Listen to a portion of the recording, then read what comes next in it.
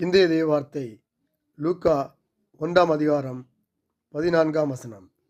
உனக்கு சந்தோஷமும் மகிழ்ச்சியும் உண்டாகும். அவன் பிறப்பின் நிமித்தம் அநேகர் சந்தோஷப்படுவார்கள். ஆமேன். இது யோவான் ஸ்நானகனின் பிறப்பை பற்றி தேவதூதன் கபிரியேல் கூறிய நற்செய்தி ஆகும். பிறக்கப்போகும் குழந்தை குடும்பத்திற்கு மட்டுமல்லாமல் தேசத்திற்கும் பெரிய சந்தோஷத்தை கொண்டு வருகிறது. இது யோவான் ஸ்நானகன் இயேசுவின் வருகைக்கு வழி ஆயத்தம் செய்வதாக இருப்பார் என்ற சந்தோஷத்தை கொடுக்கிறது. இதனால் அவருக்கு அவரது பிறப்பு மகிழ்ச்சியுடையதாக இருக்கும். தேவன் கொடுக்கிற ஆசீர்வாதம் ஒருவருக்கு அல்ல, ஒரு குடும்பத்துக்கு அல்ல, அது பலருக்கு சந்தோஷத்தையும் ஆறுதலாகவும் இருக்கும். ஆகையால் நாம் விசுவாசத்துக்கு காத்திருக்க வேண்டும். இது கடவுள் ஒரு புதிய ஆரம்பத்தை குறிக்கிறார். இது ஒரு பெரிய சந்தோஷமாகவும் இருக்கும். இது ஒருவருக்குள்ள மகிழ்ச்சி மட்டுமல்ல, கடவுளால் எல்லோருக்காகவும் கொடுக்கப்பட்ட மகிழ்ச்சியுள்ள ஒரு வாழ்க்கையாகும். ஒருவருடைய வாழ்க்கையின் ஆசீர்வாதமும் ஆகும். கடவுள் ஒரு ஆசீர்வாதத்தை தரும்போது அது நமக்கு மட்டும், நம்ம குடும்பத்துக்கு மட்டுமல்லாமல் எல்லாருக்கும் ஆசீர்வாதத்தை கொண்டு வருவதாக இருக்க வேண்டும்.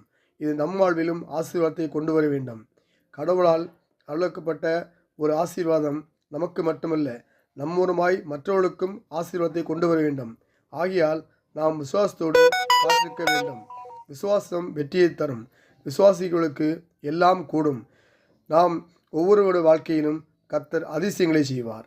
அவர் உன்னை அதிசயங்களை காணப்படுவேன் என்று கூறியிருக்கிறார். இயேசு நாமத்தில் பிதாவே, ஆமேன்.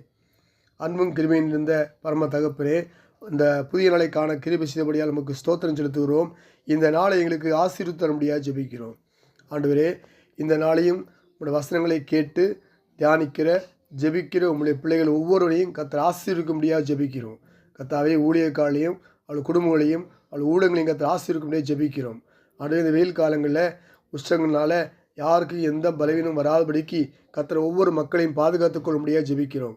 உங்களுடைய பிள்ளைகளுக்கு தேவைய ஞானம், புத்தி, சரீர சுகம், பலன், ஜீவனை தரும்படியாக ஜெபிக்கிறோம். இரத்த கோடைகளை மூடி மறித்து பாதுகாத்துக் கொள்ளுங்க. வேலை இல்லாத உங்களுடைய பிள்ளைக்கு நல்ல வேலையை தரும்படியாக ஜெபிக்கிறோம்.